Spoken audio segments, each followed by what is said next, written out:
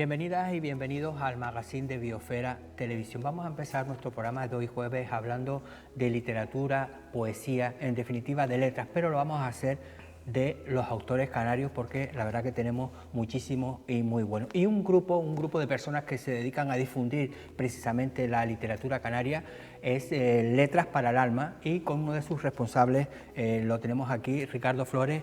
Bienvenido. Bien hallado, buenos días. Digo bien, ustedes, Letras para el Alma, para ponernos en contexto, ¿qué es Letras para el Alma? Letras para el Alma no es más que un grupo de personas interesadas en difundir la literatura canaria o la literatura en general a través de la lectura en voz alta. Creemos que se perdió el arte de la lectura en voz alta y bueno, pues nosotros nos dedicamos a difundir esa cosa tan bonita, ¿no?, de la lectura en voz alta, de contar cuentos en voz alta o contar lo que sea, ¿no?, en voz alta, porque así vino incluso de los griegos, de los romanos. Los grandes maestros difundían sus conocimientos en voz alta, no escribían nada, ¿no? Y bueno, pues a raíz de eso pues se creó este grupito, nacido de otro grupo que es los Jueves Literarios de la Biblioteca de Teguise, y de ahí pues un grupo de personas que consideramos que, bueno, pues que se suponía que leían medianamente bien. Creamos este grupo para llevarlo por todo el sitio que quisieran aceptarnos, de literatura canaria en particular. Lo que pasa es que luego, claro, algunas veces también leemos a otros autores, ¿no? Pero vamos, la base es la literatura canaria, que hay muchos y muy variados. Pero aquella gente que nos puede estar escuchando, viendo, ¿cómo pueden, si quieren participar, qué es lo que deberían hacer? Porque si ustedes se reúnen de vez en cuando, no sé cómo funciona. No, vamos a ver. Nosotros simplemente tenemos un chat particular nuestro, ¿no?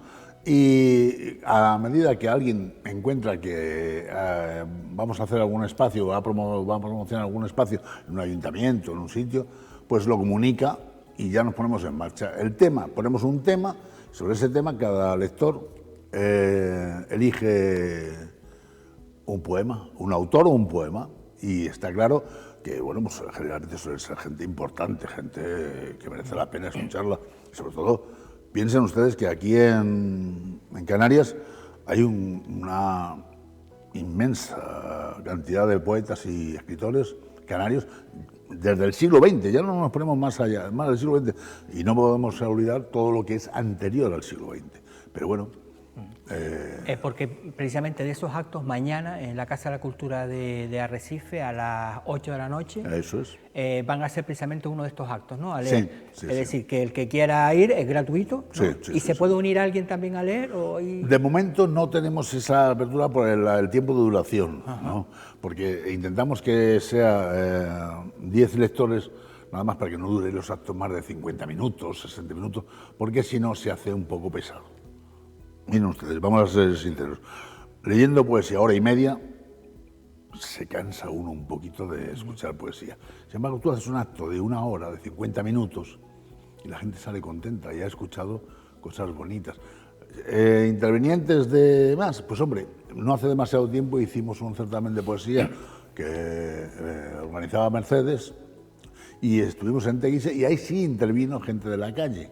Pero no teníamos tiempo ni teníamos nada. Aquí tenemos que circunscribirnos también a un espacio que no es nuestro, ¿no?, que es del ayuntamiento, y que, bueno, tampoco vamos a estar allí hasta las 10 de la noche. Claro, lo que sí es una oportunidad para quien quiera conocerlos y quien quiera a lo mejor entrar a hablar ya con ustedes y ahí ya, bueno, ponerse en contacto, porque son actos que se repiten, es decir, hoy toca en la Casa de la Cultura de Arrecife, pero ustedes primero que ya llevan unos cuantos años haciéndolo y no es quedarse solo en Arrecife, sino que van por todos lados. No, nosotros, por ejemplo, empezamos en Teguise, ¿no? Y desde Teguise hemos saltado a San Bartolomé, de San Bartolomé hemos saltado a Arrecife. Donde les interese este tipo de actos, nosotros vamos sin ningún coste.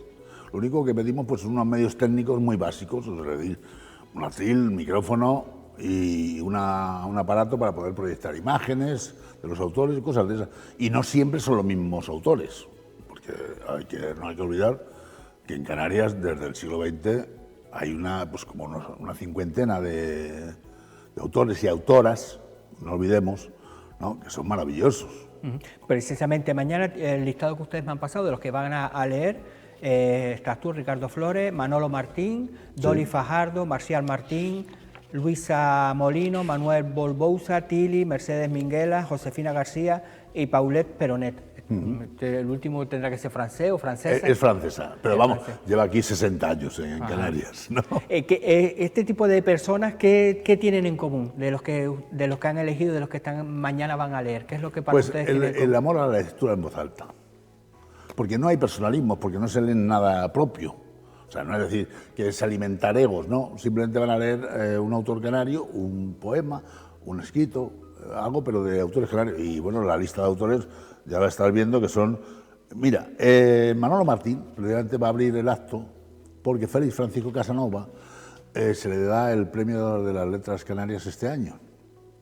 Entonces, pues como no se puede conmemorar porque el Día de las Letras Canarias coincide con carnavales, pues bueno, ya que vamos a hacer este acto, pues aprovechamos un pequeño homenaje y él va a hablar de Félix Francisco Casanova, leerá un poema y al final, la que tú hablabas de que era francesa, que es Paulette Peronet. Sí, también lee sobre él. También. ¿No?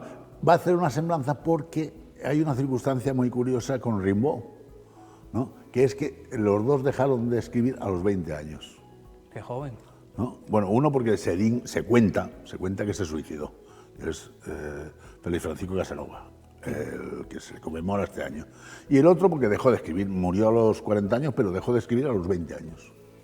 Y entonces, pero el tipo de escritura es muy semejante y no se sabe si Félix copió un poco, no copió, sino se inspiró en Rimbaud, ¿no? O Rimbaud, como se dice yo, ¿no? Y para escribir sus temas, porque es muy moderno, muy actual, un chico de 20 años. ¿Y estamos hablando de cuándo falleció entonces? Pues mira, me parece que falleció en el año 70 y poco. Ajá. Sí, que si se lee ahora encontramos que no parece que es de hace 40, 50 años, sino que parece que es actual. ¿no? Que eso a veces es lo que tiene la buena poesía. Claro. Que la puedes leer es intemporal. De siglos y que los sentimientos son los mismos que te pueden sentir cualquier persona ahora mismo. ¿no? La poesía generalmente cuando tiene una cierta calidad, y hay mucha de calidad, es intemporal. Es intemporal. ¿Quién iba a decir que una cosa que se producía en el siglo de oro español como Quevedo, los sonetos, iban a seguir escribiéndose ahora, después de 400 años casi, ¿no? Entonces, dices, bueno, pues es que la calidad es la calidad. Y claro, hablaba de recuperar lo de la lectura en voz alta. La gente joven, evidentemente, casi se retrae más con el tema de los móviles, los ordenadores. ¿Crees que habría alguna posibilidad de recuperarlo? Mira, es muy curioso que cuando yo he ido a institutos y a colegios, ¿no? A hablar de poesía, y claro, cuando entras en el instituto con chicos de 16, 17 años, le dices que vas a hablar poesía y dices, madre... Vaya tostón, ¿no? Vaya tostón. Pero cuando empiezas a contarle historias de los autores, lo que se llamaría ahora cotilleos de los autores, pues empiezan a interesar. Y si luego encima les lees unos poemas, o les dices que lean, les haces interconectar contigo, la gente se engancha. Y luego se dan cuenta de que la mayoría ni saben ni se les ha enseñado a leer en voz alta. Claro. Porque ese es el gran problema. ¿Tú te acuerdas que...? Sí, es como escribir ahora mismo. Vamos a perder la forma de escribir porque estamos todo el día chateando. Las empresas de bolígrafos están en ruina. Claro. Pero ¿tú te acuerdas que antiguamente los profesores nos hacían leer el dictado? Y lo teníamos que leer en voz alta y nos corregían y tal? Eso se ha perdido. Se ha perdido por las maquinitas y por las tablets y por todas estas cosas. Cuidado, que yo no reniego de ellas, porque al fin y al cabo es el futuro. Tenemos, bueno, de Lanzarote está Manuel González Barrera, creo, ¿no? Sí. Se lo lee además Marcial Martín, que él lo conoció también. Marcial ha escrito también poesía, lo tuvimos aquí precisamente. Y después hablaba de mujeres, que van a leer de Pino Ojeda, que ella es de Gran Canaria, creo, ¿no? Mercedes Pinto también. Pino Betancor, es decir, Tere Perera, es decir que... Tere Perera es de aquí. Claro, por eso digo que la mujer también es recuperar esa parte de que parecía que hasta ahora nada más que eran poetas hombres, todo lo que había, ¿no? Sí, ha habido una gran oscuridad, con las mujeres escritoras en Canarias, no en Canarias, en todas partes, no nos engañemos. O sea, no es una cuestión endémica de Canarias, en todas partes la mujer siempre ha estado detrás del hombre.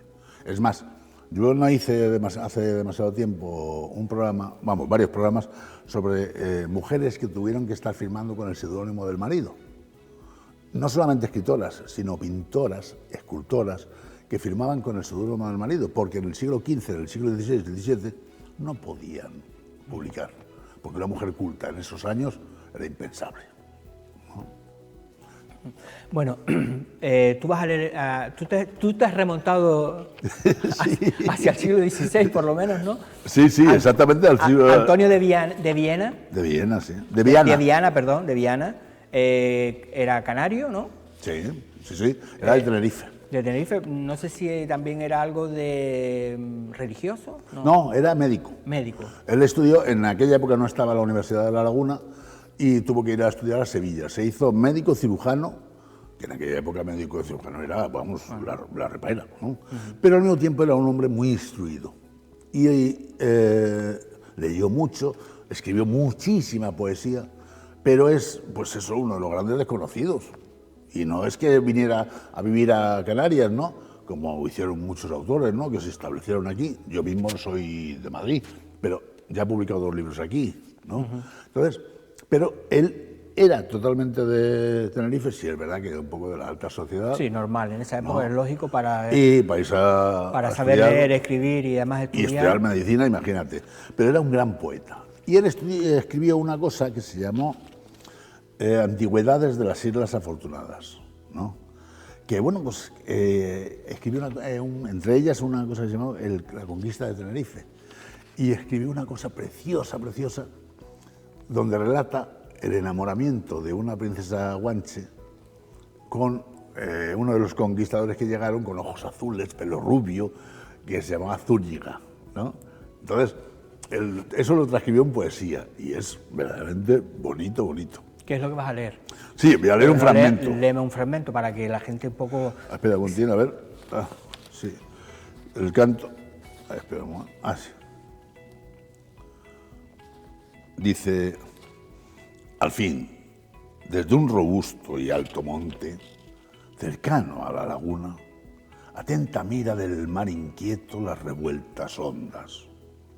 Contempla en él el bien de su ventura. Y pensativa y lastimada dice, incierto mar, no sé si es bien que crea que atesoras el bien de mi esperanza, que aunque en creer es fácil quien desea, temeraria es la incierta confianza. Dudosa estoy, como posible sea, estar entre tus ondas de mudanza.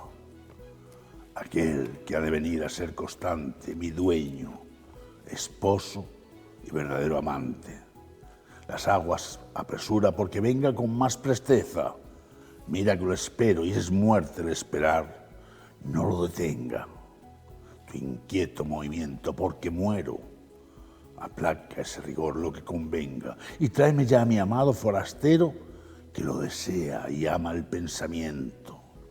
Y amar y desear es cruel tormento.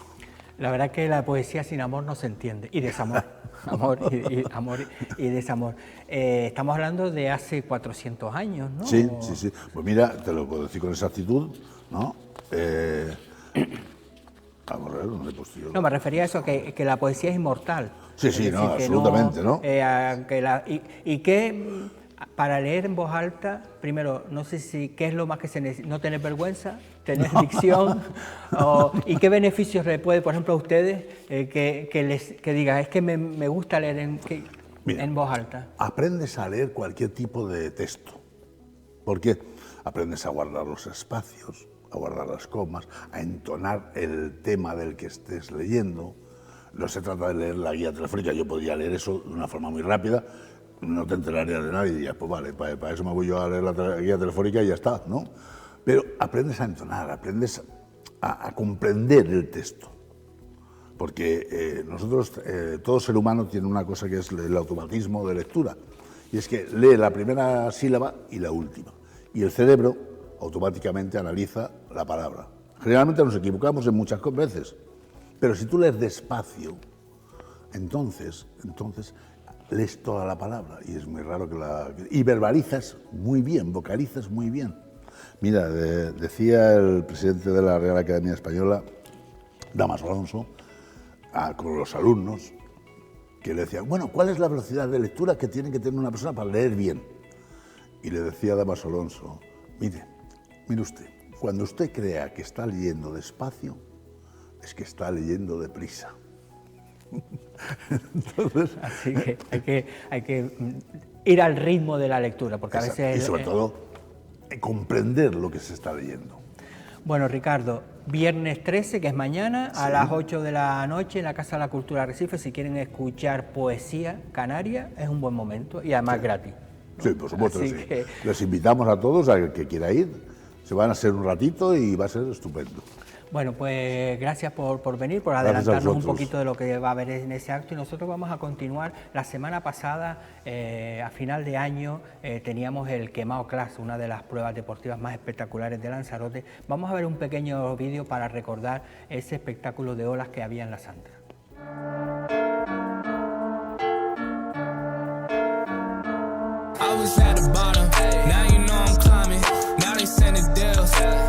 Ain't signing, they been trying to sell it, they know I ain't buying, when they send a text, dog I ain't replying, feel like John Morant, need a triple-double, told him check the stats, yeah I got a couple, I don't drive the ball, now I never fumble, I'm the MVP, now I feel like Russell, feel like John Morant, need a triple-double, told him check the stats, yeah I got a couple, I don't drive the ball, now I never fumble, I'm the MVP, now I feel like Russell.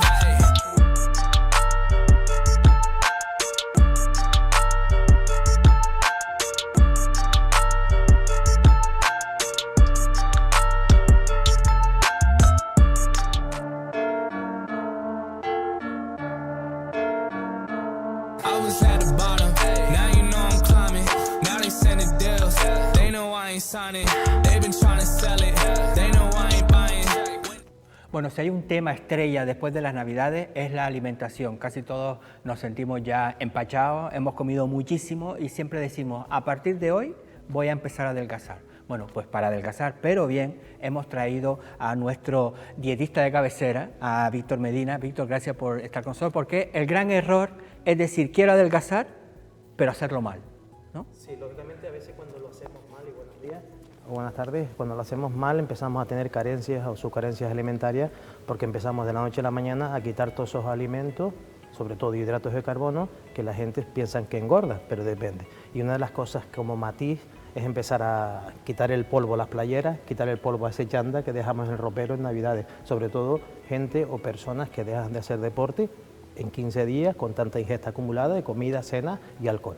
Pero hay que reconocer que ahora mismo en tu consulta va gente precisamente después de Navidades, hay como una curva, ¿no? Empieza a subir gente preocupada porque está claro que en Navidades es normal, yo creo también, lo de los excesos, ¿no? Es normal porque son 15 días comprimidos en poco espacio de tiempo, del cual hay muchas comidas, ¿vale? Demasiadas reuniones, ¿vale? Y una de las cuestiones fundamentales es que no hacemos actividad física, como te comenté anteriormente. Pero una de las causas, lógicamente, es que hay un aumento, según un estudio del año pasado, hay un aumento de 4 o 7 kilos en 15 días comprimidos. Que es muchísimo, ¿no? Imagínate una garrafa de Jafari arriba del cogote las 24 horas del día, ¿no? Pero el problema es que después quieres quitarte la garrafa de Jafari, te la quieres quitar en 2 días. Ese es el problema, empezamos sobre todo cuando queremos quitarnos esos 5 kilos, esa garrafa de Jafari en 2 días, lógicamente vamos a tirar al músculo antes de tirar de la grasa. Lógicamente la grasa se pierde de medio kilo a kilo por semana. Si perdemos 1,5 kilos, lógicamente vamos a atacar más el músculo que a la propia grasa, del cual muchas personas se obsesionan con una báscula. Y una de las cosas que te digo desde aquí, y siempre repito, vamos a quitarle las pilas a la báscula, nos pesemos, la guardemos y nos pesemos una vez a la semana. Lo más lógico es que se haga un perímetro abdominal, sobre todo personas que se midan lo que es el contorno ombligo y cadera, y lógicamente cuando empiezan a hacer actividad física el normopeso se puede mantener debido a que el músculo también crece. Claro, porque hablabas bien lo de la grasa y el músculo, ¿no? Porque a veces no sabemos exactamente qué nos quitamos, ¿no? Porque al final si hacemos esta mal llamada dietas milagro, al final arrasa con toda parte de tu cuerpo, ¿no? Lógico, es que depende cómo lo vayas bajando. Si lo has ido cogiendo, por ejemplo, 3 kilos por año, en 5 años son 15 kilos, lógicamente has ido almacenando un tejido adiposo. Lo que queremos que en esos 5 años, quiero perder en un mes. Esos milagros o esos personajes anzuelos que salen en los medios de comunicación, y discúlpame, o en las revistas, lógicamente van buscando dietas milagrosas y engañosas, porque pueden afectar a la salud, y sobre todo cuando tomamos productos que no están considerados como adelgazantes, sino peligrosos para la salud. Claro, cuando hablamos de productos, lo ideal, yo no sé si al final siempre hay algún producto, a lo mejor también depende a lo mejor de la persona que necesita algún tipo de complemento o algún tipo, yo no sé ahora mismo, la verdad. Hay muchos en el mercado, hay muchos en internet con peligro, pero siempre acudir a un profesional que es el que sabe de la materia, sobre todo acudir a un médico y preguntar antes de tomar cualquier cosa, preguntar, porque a lo mejor lo más normal es hacerse una analítica antes de tomar cualquier cosa y acudir a un profesional antes de tomarse cualquier cosa. Vamos a poner un ejemplo. Ahora yo me he cedido 15 días y ahora me voy a tomar un drenante. Una cucharada de aceite en un vaso de agua no se mezclan, que tendrá que ver la grasa con la retención hídrica. Otra cosa es que tú te hagas una analítica y el médico cabecera dice, bueno, usted tiene un problema de retención, etcétera. Para eso está el profesional que te aconseja el producto que debes tomar. Ajá. Y lo de kilos, es decir, ¿hay alguna regla? Es decir, de cómo hay que bajar, o cada persona tiene su propia regla, es decir, es normal, a lo mejor yo empiezo una dieta y digo, tengo que bajar esta semana 2 kilos, la próxima semana otras 2 kilos. ¿Hay una fórmula o cada uno...? La fórmula, como te comenté antes, es bajar de medio kilo de grasa a 1 kilo de grasa, que es bastante. ¿Pero cada cuánto? Cada cuánto a la semana, del cual, lógicamente, depende también genética, depende edad, depende constitución y depende actividad física, pero lo normal es bajar por semana medio kilo de grasa a la semana. Estamos bajando bastante grasa, nos vamos a una carnicería y vemos medio kilo de grasa y es bastante. Del cual lo que queremos es ver un número psicológico. Muchas personas se vuelven con una ortoresia, una obsesión a la comida, a una obsesión a no vivir, porque al final una palabra dieta es una prohibición. Lo normal sería que tengamos que vivir. Una dieta es para una persona que tiene patología, del cual tiene que hacer una dieta restrictiva por salud, pero una persona que ha cogido 3, 4 kilos en Navidades, lo importante es cambiar la despensa, lo importante es cambiar el frigorífico, lo importante es que saque las playeras de ese armario que en 15 días no las ha cogido. Pero tiene que ver mucho, por ejemplo, la psicología, porque claro, hablabas antes de, oigo la palabra dieta y yo me pongo nervioso, pero también estamos acostumbrados a comer. Yo no sé si el cuerpo se engancha a comer mucho, es decir, tenemos que, el mono de comer, ¿no? No sé si... Sí, se podría decir así, el mono de comer, eso se llama resistencia a la insulina. Ahora el cuerpo ha estado acostumbrando a que le des esa cantidad de truchas, esa cantidad de polvorones, esa cantidad de roscón de reyes, lógicamente ya el organismo se acostumbra a ese pico de insulina. Ese pico de insulina, si le quitamos ahora el hidrato de carbono como la papa, la batata, el arroz o la pasta, cuando nos ponemos a dieta, lógicamente te va a pedir esa ansiedad. Nos podemos poner hasta nerviosos, nos podemos poner con dolores de cabeza, nos podemos poner hasta agresivos, porque esa ansiedad de ese hidrato de carbono a la resistencia de la insulina, lógicamente te lo va a pedir. Pero Gary, ¿cómo se combate eso? Ir reduciendo de forma piramidal ese hidrato de carbono. Es decir, no, si yo me como todos los días estoy acostumbrado a comerme 2 polvorones, no significa que al día siguiente me los quite todos, ¿me puedo comer medio polvorón? Por ejemplo, si antes te los comías no pasaba nada, del cual, lógicamente, por la noche, de vez en cuando, depende del tipo de actividad, no reducir el hidrato de carbono. Hay muchas personas, inclusive, que se levantan a las 2, 3 de la mañana a comer hidratos de carbono. Es decir, estamos hablando de un hidrato de carbono procesado o ultraprocesado, del cual empiezan a comer galletas, empiezan a comer polvorones que le ha quedado de estas Navidades, y, lógicamente, tenemos que ir controlando un poquito el hidrato de carbono. Para eso está el profesional que va introduciendo de forma piramidal, ir bajando ese hidrato de carbono. ¿Y qué peligro hay, por ejemplo, de tú levantarte o por la noche atiborrarte a polvorones o levantarte el cuerpo? ¿Eso hay algún tipo de peligro para el cuerpo? Cuando le metes demasiado energía, se llama en forma de glucógeno muscular y hepático, y lógicamente el organismo lo va a ir almacenando en forma de grasa. Esas calorías vacías que se llaman, se van a almacenar, lógicamente el cuerpo progresivamente va cogiendo peso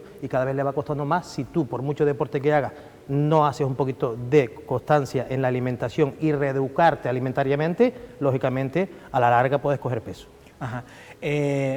Somos nosotros, pero es la familia entera la que hemos cogido kilos, y muchos de ellos son los niños, han estado de vacaciones, han estado con un montón de golosinas. También yo creo que a partir de ahora es meterles dentro de todo este grupo. ¿Cómo se puede convencer a los niños, que los tenemos también, te digo, de polvorones, de trucha, dulce, los niños, me imagino que ahora también tienen esa etapa de ansiedad. A un niño no se le puede poner a dieta, a un niño tienes que, como una persona mayor, reeducarla. Lógicamente es que el niño no se dé cuenta que la alimentación de la casa está cambiando. Es una cuestión de lógica, que los padres vayan introduciendo progresivamente, y una de las cosas que yo aconsejo es que el niño, en la medida de los tiempos, depende del nivel económico y depende del tiempo de la familia, que se ponga a preparar la comida con ellos para que ese niño se ilusione a probar ese alimento que antes no se lo comía. Porque claro, yo creo que también, me imagino que lo habrás notado, con el paso de los años, antes los chinijos estaban todo el día en la calle, ¿no? Sí. Y realmente no cogían un kilo, podías comer lo que quisieras. ¿Has notado ese incremento de sobrepeso en el...? Estamos hablando que ya estamos considerados también como Canarias como un grado de obesidad a nivel nacional, del cual lógicamente se ha demostrado que cada vez hay más obesidad debido a ese problema que bien comentas. No se sale a la calle, más sedentarismo, lógicamente más alimentos procesados, ultraprocesados, y si el niño no se come el pescado, te doy un premio y te doy, vamos a ponerte un ejemplo, una bolsa de golosina o te doy alguna golosina. Los apuntamos por tiempo, a veces 2 días a la semana, y pensamos que el niño está haciendo deporte. Lógicamente debemos intentar planificar, que tiene que intentar ver que ese niño cada vez está cogiendo peso, no ponerlo a dieta, acudir básicamente a ir mirando o cambio de normas y lógicamente no pesar ese niño, sino intentar controlarlo para que ese juego sea de una forma saludable, y el deporte es fundamental. Somos niños, son niños, mejor dicho, demasiado sedentarios, niños que no se mueven, niños que están todo el día, o no te has oído la palabra pereza, están todo el día cansados, hasta lo tiras, mandas a tirar cualquier cosa a la basura, estoy cansado, todo el día agotado, y eso no nos pasaba en nuestras épocas. Porque claro, yo me imagino que el peligro es lo que estaba comentando, empezar a prohibir, ¿no? A decir, eso no se come, no comas más golosina, esto déjalo. Claro, al final también no es la forma de educar, entonces. No, la forma de educar es cuando nuestros ancestros o nuestros padres nos reeducaron a nosotros, es decir, no había tanta comida como hoy en día. Abres la nevera y hay 20 cosas y no tienes nada para comer, y lógicamente cuando ese niño no desayuna, ese niño no almuerza bien, lógicamente te va a tirar ese alimento procesado. Por eso no es prohibirlo, sino que él se vaya dando cuenta que lógicamente vaya cambiando sus conductas alimentarias, y lógicamente esas conductas alimentarias a veces no es el problema del niño, es el problema de los padres, que son los que mantienen ese arte culinario para que ese niño coma bien. Si tú ves básicamente un padre obeso, y perdón la expresión, verás un niño obeso en la mayoría de los casos. Sí, en el carrito del supermercado ves los tres botellas de Clipper, papas fritas. Claro, al final en esa casa, si tú vas a comer eso, ¿qué le dices a tu hijo? Que beba agua, ¿no? Claro, lógicamente ese niño son ratoncito Pérez, como se suele decir. Ese niño, cuando tú no lo ves, lógicamente va a buscar la despensa, va a buscar cosas que lógicamente, porque el hambre es fea, pero estamos hablando de no un plato de potaje de lentejas, no estamos hablando de un caldomillo típico nuestro, del cual estamos hablando de un alimento procesado que va a buscar galletas, va a buscar esos polvorones, como se suele decir, o va a buscar alguna golosina, porque el niño tiene ansiedad. ¿En qué ansiedad? De un alimento refinado de hidratos de carbono, de calorías vacías. A veces se dice, no, hay que comer productos de kilómetro cero, productos más vegetales, pero claro, también somos conscientes de que los sueldos cada vez son menos, que se puede alimentar bien sin gastar mucho dinero. A veces hay que, ante todo, tener una lista cerrada de lo que vamos al supermercado. Una de las cosas también no ir con hambre, porque a veces vamos a tirar a otros productos, pero se puede comer de una forma saludable, porque a veces no gastamos más dinero comprando, y con todos los respetos, las comidas a veces ya preelaboradas o precocinadas, sobre todo cuando vamos a un asadero de pollo, y salen mucho más caros, pero lógicamente se puede comer de una forma saludable, porque una escarola, un ejemplo, o una lechuga no te cuesta más cara que lógicamente si ya la compras preparada. El caso nos hemos vuelto muy comodones, demasiado sedentarios lógicamente a la hora de la cocina, que nos pasaba con nuestras madres que no trabajaban, hoy en día trabajan los dos, y por eso a veces falta de organización en la cesta de la compra. Y después dice, no, pues como solo pan, ¿no? O dejo de comer el pan, ¿no? El pan se ve a veces como el enemigo número uno. Hacer un bocadillo es malo. No te puedo decir que el año pasado, que hace poco, había una alimentación que se mira en internet, que es la dieta del pan, lógicamente, y se ve básicamente en internet.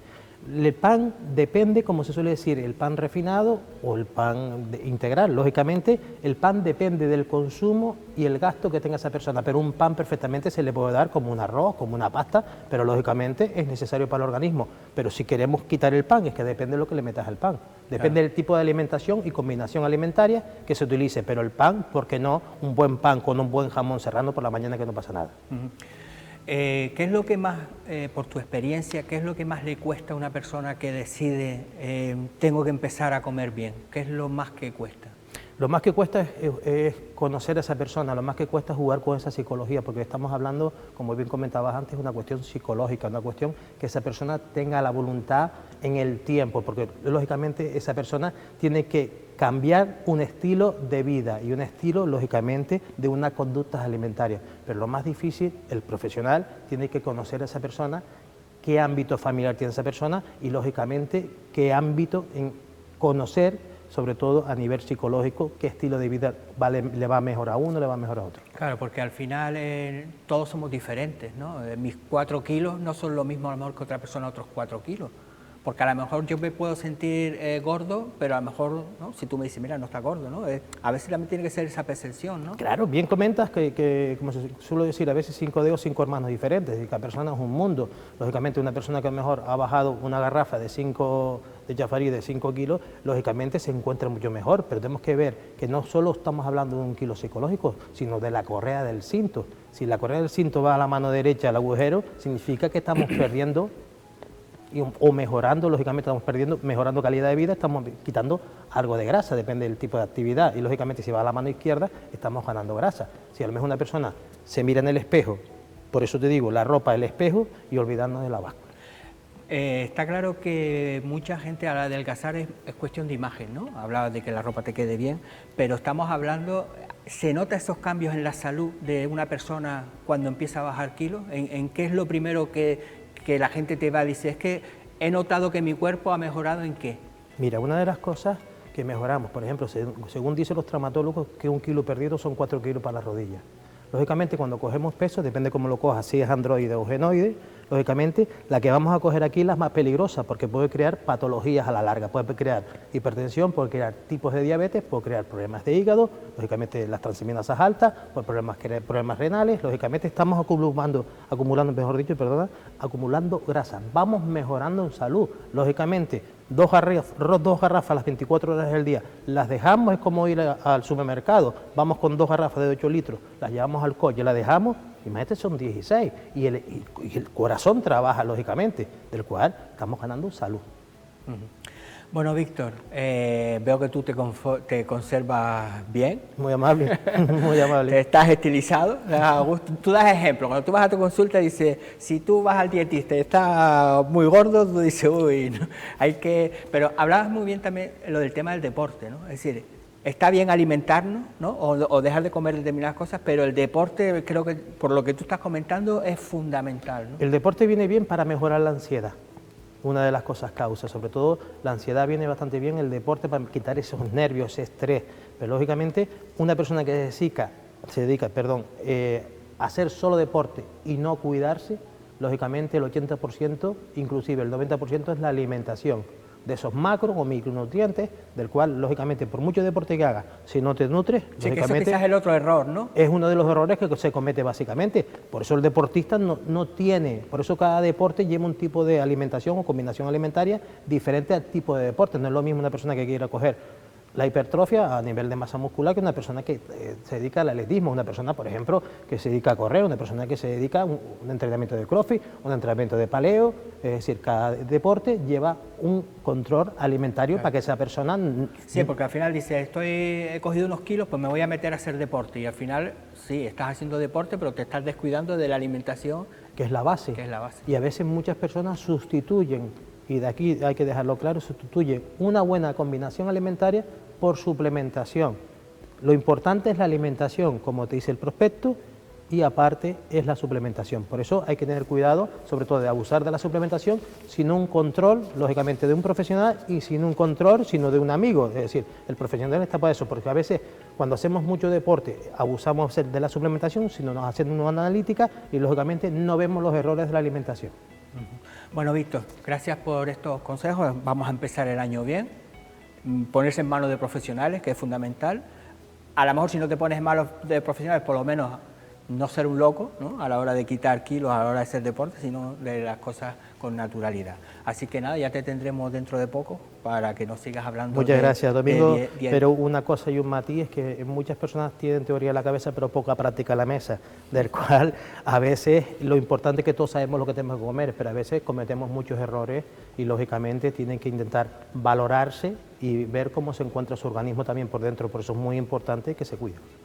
Bueno, pues gracias. Nosotros vamos a continuar. Vamos a ver en el municipio de San Bartolomé, en la plaza de la iglesia, la plaza del ayuntamiento, hicieron esta semana o la semana pasada un espectáculo, se llaman mapping, que es con luces puestos en determinados lugares. Vamos a ver un poquito en lo que esperamos al próximo invitado.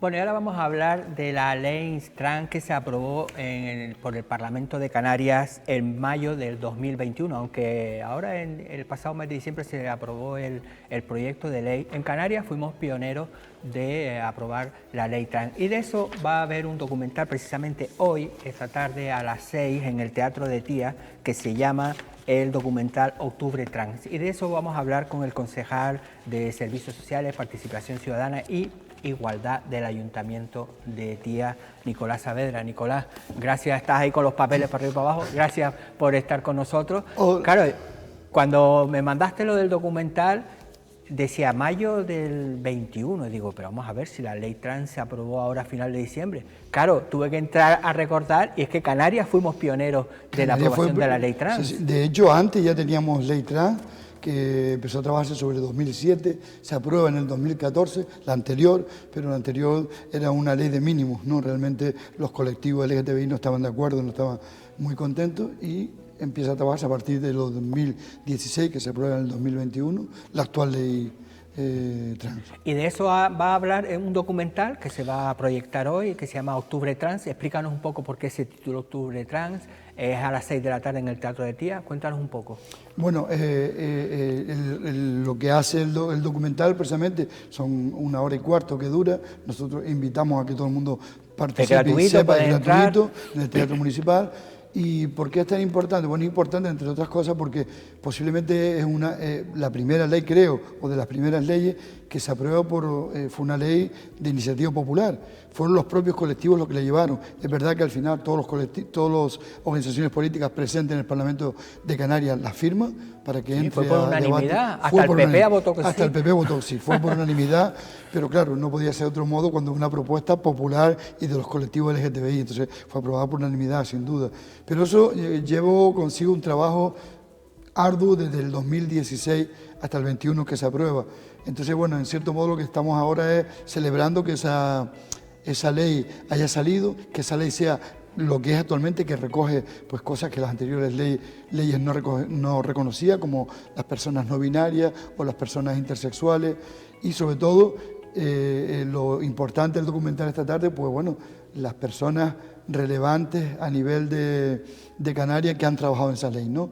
Nosotros, por ejemplo, de Lanzarote tenemos a Naún, que es el presidente de Lánzate, pero también participan ahí Carla Antonelli, el propio expresidente del Gobierno de Canarias, Jerónimo Saavedra, y un montón de personalidades que aparecen en el vídeo explicando cuál ha sido todo ese proceso en el tiempo para llegar hasta la actual ley que claro, tenemos. porque se llama Octubre Trans, no sé si tiene un significado.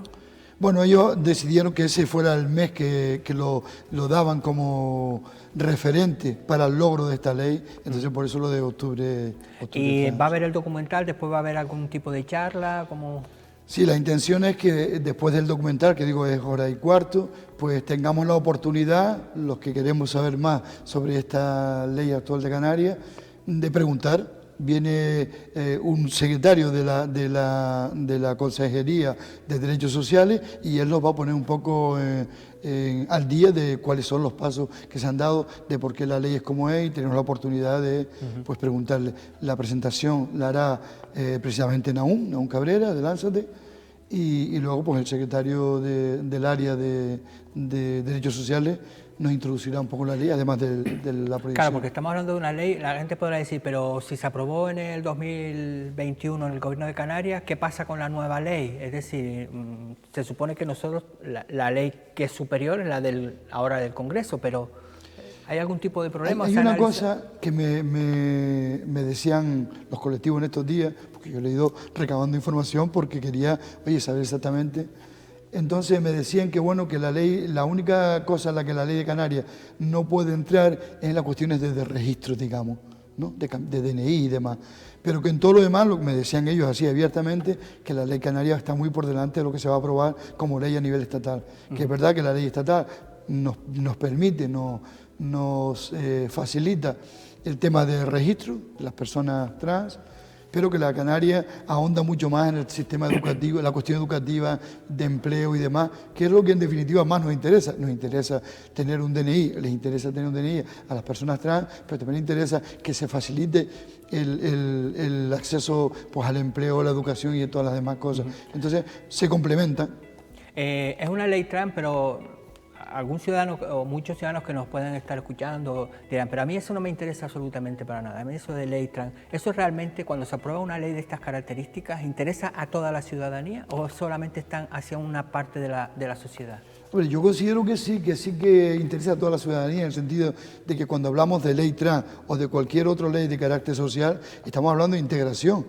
Yo creo que una sociedad en la que se ponga en el centro de la actividad política a las personas y sobre todo a la integración de las personas, yo creo que es algo que nos debe interesar a todas y a todos, ¿no? Me parece que es importantísimo que tengamos en cuenta que somos sociedad, somos ciudadanos o conciudadanos, pero mejor dicho, cuando yo cuento con el otro, yo no soy conciudadano si no tengo a otro que sea mi conciudadano. Yo creo que es importante que en la sociedad se ponga en el centro y en las políticas sociales se ponga en el centro el ser humano, independientemente de su condición, ¿no? Lo que pasa es que también yo creo que somos conscientes de que existe un odio hacia la diversidad que también está por ahí, ¿no? Es decir, que aunque parezca que la sociedad ha ido avanzando, también existe una parte de la sociedad que mantiene un odio a todos aquellos que son diferentes. Precisamente por eso digo que es importante, ¿no?, que aparezcan leyes como esta, leyes tan integradoras, tan pendientes de todo tipo de colectivos humanos, ¿no? y de la diversidad humana. Yo creo sobre todo el término sería diversidad humana, porque es la única forma que tenemos de que a posteriori vayan apareciendo leyes precisamente que combaten esa en este caso la homofobia o la fobia al diferente, ¿no? Yo creo que estamos, por desgracia, viviendo en algunos momentos, aunque es puntual y no son muchos, pero sí muchos, pero gritan mucho, hacen mucho ruido. Yo creo que no son muchos en la sociedad española, creo que una sociedad, y la canaria, desde luego, no hay duda, porque siempre hemos ido en estas cuestiones, Canarias hemos ido por delante del resto de las nacionalidades y autonomías de España, hemos ido muy por delante, y yo creo que eso facilita precisamente que se sigan ahondando en leyes que de alguna manera borren de nuestro modelo social todas las fobias al diferente, ¿no? Estamos hablando de una ley canaria, pero por ejemplo desde el Ayuntamiento de Tía, en este mandato, concejal de promoción de igualdad, participación ciudadana, ¿qué pasos ha dado el Ayuntamiento para que también este tipo de leyes sean también visibles de cara a los ciudadanos? Muchas, desde el área de igualdad sobre todo, ¿no? Área de igualdad y diversidad, muchas en el sentido de, bueno, por poner un ejemplo, fuimos el primer municipio que pusimos un punto violeta para evitar la agresión, las agresiones machistas a las mujeres, de cualquier tipo de agresión, no tiene que ser una agresión física, también hay agresiones verbales, a veces incluso más terribles que las propias físicas. También hemos atendido en las diferentes festividades que hemos tenido, y repito que creo que hemos sido, el punto violeta seguro que fuimos el primer municipio de Lanzarote que lo habilitó y lo seguimos manteniendo en el tiempo, ahora lo acabamos de montar también para fin de año, pero también el punto, la línea arcoíris, ¿no? De atender a la diversidad de todo tipo. Pues tenemos proyectos desde el Instituto Canario de Igualdad, proyectos de evitar, cuando hablamos de evitar la violencia machista o la violencia hacia las mujeres, realmente estamos haciendo referencia a evitar la violencia en cualquier modo, sea hombre o mujer, sea hacia hombres o hacia mujeres, o hacia personas, por ejemplo, personas no binarias, ¿no?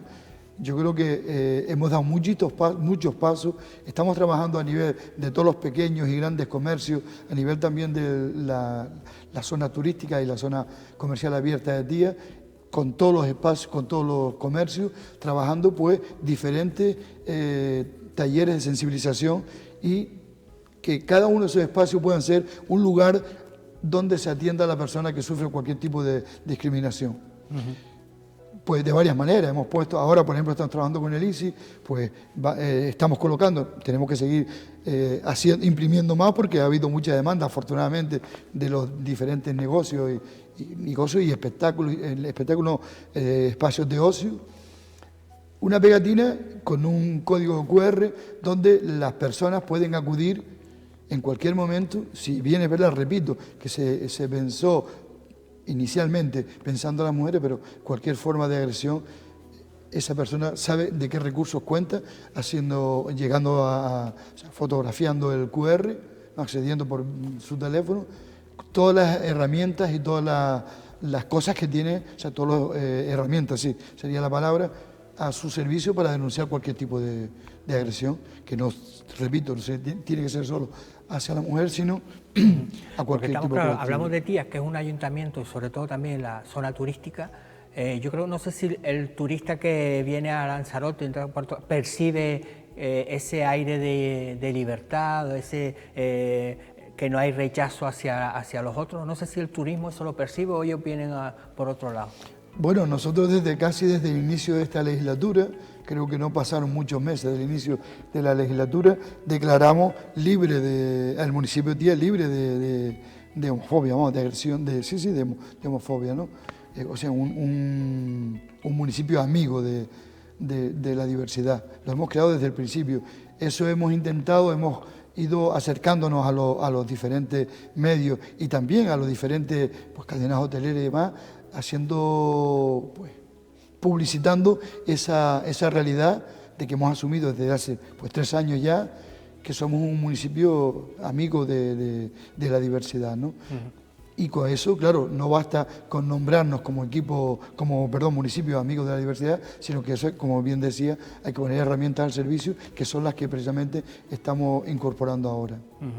Bueno, esta tarde a las 6, en el Teatro de Tía, Octubre Trans, ¿no? Para un poco conocer cómo se ha forjado esa ley, ¿no? Porque básicamente los que hablan son protagonistas de cómo se ha ido... porque claro, muchas veces el mayor error es el desconocimiento, ¿no? Es decir, muchas veces criticamos algo o denunciamos algo sin saber de lo que estamos hablando, ¿no? Efectivamente, sí, el desconocimiento. Yo creo que la primera, de cualquier tipo de fobia, la primera causa es el miedo, ¿no? Me parece que el desconocimiento precisamente, ¿no? Perdón, el miedo es la causa del desconocimiento, o sea, desconocemos algo y como lo desconocemos lo rechazamos. Yo creo que es lo primero. Por eso creemos tan importante recuperar y explicar qué es lo que nos viene a traer, lo que nos viene a referir la ley trans de Canarias, fundamentalmente, y en principio para todas las personas que se ven en la necesidad de conocerla porque lo viven en primera persona, y también pues los familiares. Hay colectivos muy importantes en la isla que trabajan. Estamos hablando de niños y niñas trans, en que las familias tienen que hacerse oír de esas realidades, y que yo creo que las administraciones tenemos la obligación de facilitar el camino, tanto a nivel sanitario como a nivel educativo, como a otros niveles, y yo creo que eso es lo que viene a aportar la ley, y tenemos la obligación de darla a conocer. Claro, porque muchas veces era como cuando el aborto, pensaba, no, llega el aborto y ahora los fines de semana va todo el mundo a abortar, y se ha demostrado que una mujer cuando aborta no es un fin de semana, aborta porque una forma, y no es tan fácil, y el Lady Trans es igual, no, es que te puedes cambiar de sexo cada fin de semana, no.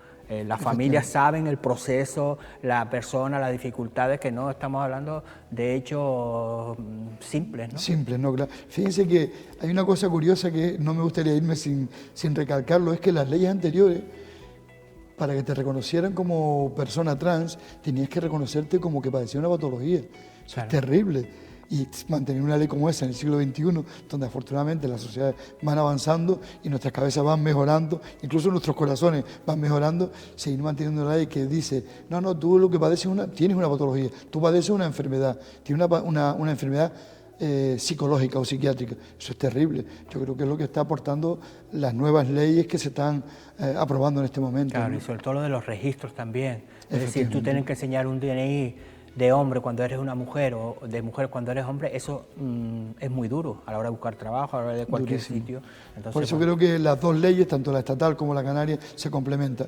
La canaria, repito, pues indaga más o entra más en la cuestión, pues eso, en la cuestión de integración en el sentido laboral o educativo o sanitario, y la otra pues nos aporta el poder tener un registro que dé respuesta, ¿no? Bueno, Nicolás, gracias por venir, por explicarnos, y a ustedes eso, esta tarde a las 6 tienen tiempo en el Teatro Municipal, la entrada es gratis, 1 horita, y así. Yo creo que es bueno siempre saber de qué estamos hablando, porque son leyes que al final nunca se sabe. Hay gente que piensa que nunca le va a llegar determinadas cosas y al final pues te sale tu hijo es así, y tú al final te tienes que...